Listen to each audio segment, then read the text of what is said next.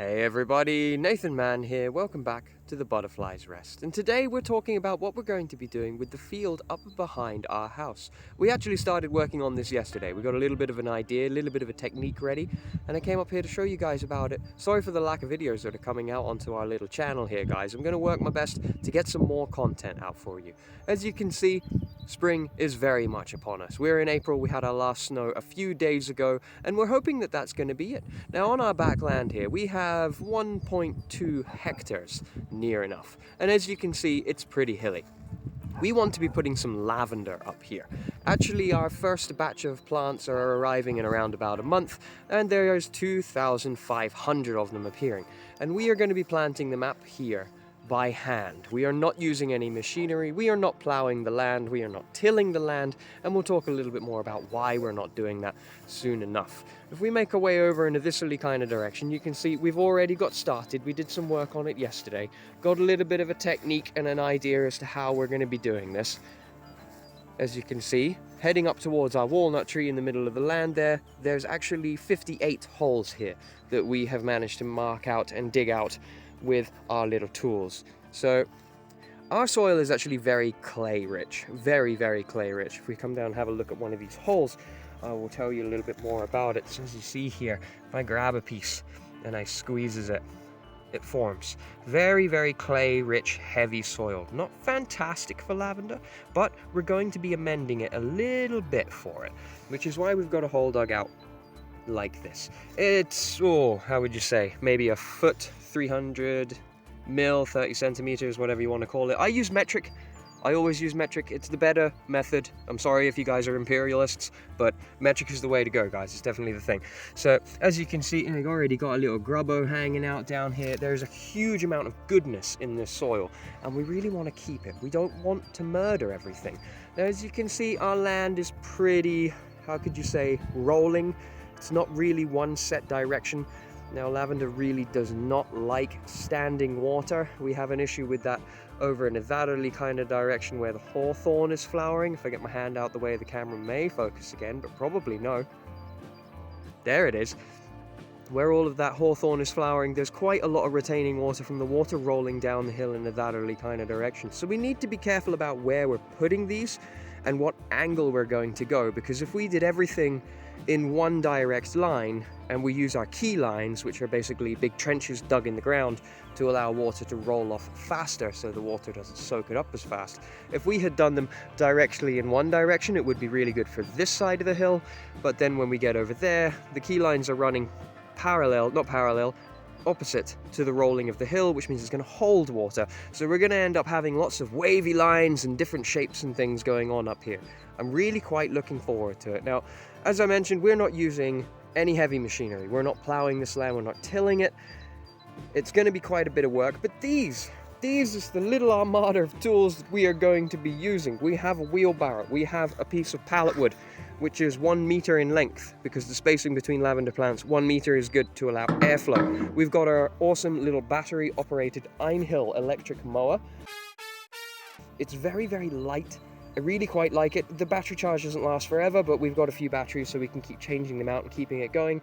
Really light for pushing up and down a hill. It doesn't have drive, so it's powered by manpower. It's definitely a thing. 2 pieces of bamboo to help us mark, and 2 shovels to dig said holes. That's kind of what we're going to be facing here. Now, 2,500 holes in a month. If we knock out around about 50 holes a day, yeah, I'm sure we're going to get there. So let's talk about what we're actually going to be doing here for today. These ones I just cleaned up. I'll show you more about how we're doing it in a hot second. Now, the rolling of the land kind of starts heading down in a viscerally kind of direction towards our shabby little gate over there and our hay bale that is composting away.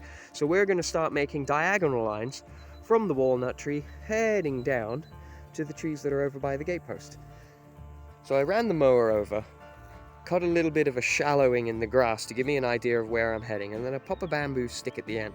That's the direction I'm going to go for my next row, straight towards that piece of bamboo.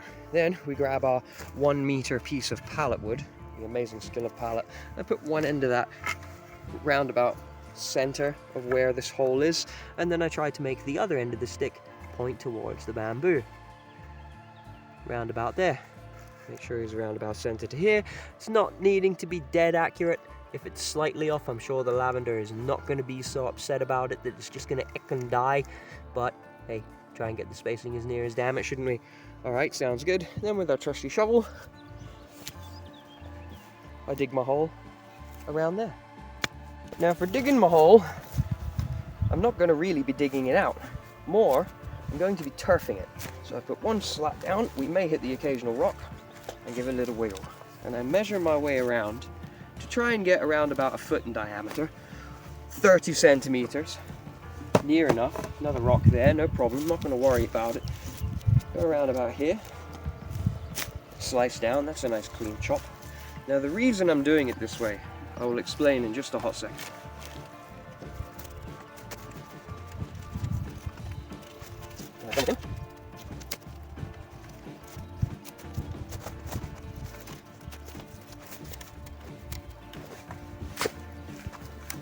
Perfect. Now the reason that we do it like, what I'm hoping to do is to be able to pop this soil up like one big biscuit. Stand on my shovel and grab it like that. Look at that. There is a huge, huge amount of root in here. Let's take a closer look. All right, one biscuit. Now take a look at this, guys. Take a look at this. Minusing the rock, which I'm going to be keeping aside because they have another job to do. But this is the biscuit that we just cut out. Take a closer look here. There's lots of moss, lots of clover. We've got the grasses here. Move past the leaf litter a little more. There is so many wild flowers. This guy here, I don't know what most of this stuff is, but it's a wonderful little mix. Like this guy here is different to the clover. This is different to this guy. These guys flower a lot. I've seen these before. I think they're called bacon and eggs in English, and the bees absolutely love them. We have our bees right up in the far distance to the hill up in the corner, and they're going to be loving that we've left all of these flowers for them. They really are. This is something else. It's absolutely fantastic. There's so much stuff here, and if we roll it over, look at the root network we have in here. When we cut this ground, it pops. I don't know if you can hear it if I tear this biscuit. There's just so much in here, and the soil is really nice. Now, it was 2 days ago that it rained, and it's not waterlogged, it's not drenched. I think the lavender is going to be very happy here. Now, I want to keep them in biscuits because I have another idea. True permaculture way, we have to use everything that we've got, and I want to use the soil that we're removing here to do something with as well.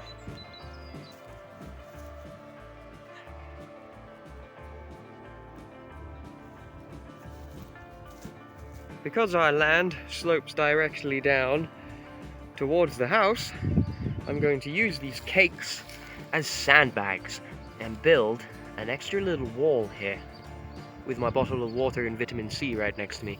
And then we're going to dig our main key line just in front of it. So if the key line does overflow, this mound of soil is going to help to keep that water inside the key line that we're going to run all the way down and around and off of our main land.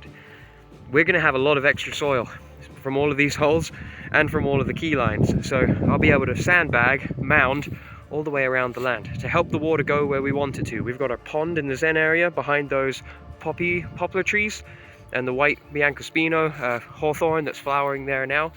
Yeah, I think it's going to work well. Okay, one new hole done. That's 59. Only 2,441 left to go. I best get on with it.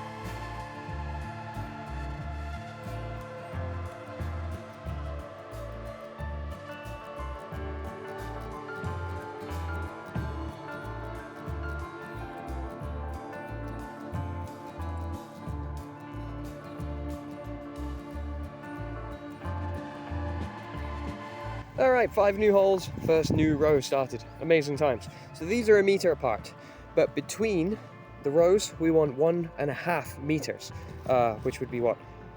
5 foot, 4 foot? I'm not sure. Just use metric, guys, it's better. So what we want to do is make sure that the next parallel row here is 1.5 meters, because I've started from this one in a diagonal, and between this one and this one is 1 meter apart. So if I start a diagonal here, these are only 1 meter, and I'm not going to be able to maintain in between it.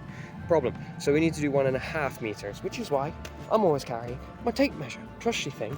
So let's go ahead and have a little bit of a peek here. All right. 1.5 meters. Yeah, see, right on this hole, it's actually right over there. No good. So we're going to skip a hole. And we go to this one down in the row. Put that round about center, near enough there.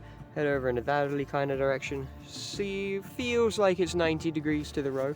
Near enough. Just gently leave that guy there for a moment. Stay there, tape measure. Don't go anywhere, buddy. And let's head over to here and check if we've got 1 meter between that hole and this one using our trusty plank, which I've decided to name Paul. Here's now Paul the plank. Good old bit of pallet wood, can't go wrong. Near enough center. You know what? That ain't so bad. Nip that around about there.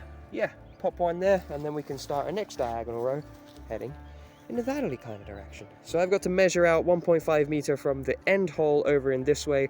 It might be too close to the key line, so I'll probably go for one in and put the next one around about here.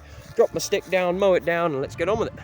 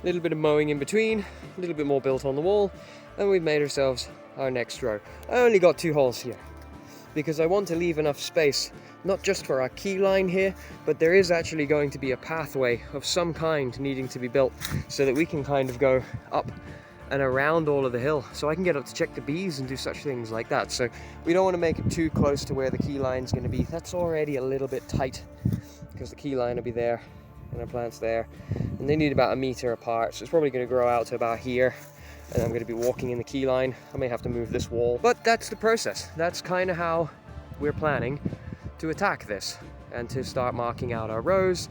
The rows in the middle are a little bit tight, but ain't too much of a problem. So I'm going to repeat this diagonal pattern all the way across this piece of land, and it's going to take me a while. So I'll bring you guys back for the next video when I kind of get a chance to show you how much progress we've made. And yeah, let me know what you think about it. If you got any tips and suggestions, greatly appreciated. And what do you think? Do you think we'll do it? 2,500 holes in 4 weeks? Do you think it's doable? The wife will be up here helping me soon. Oh, it's going to look beautiful when it's done.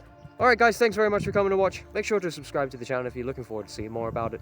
I'll make sure many other videos about all the things that we're doing here on the farm are starting to drop out now. I'm excited about it. I think it's going to be amazing. Be sure to hit the like button. I'll see you in the next one, guys.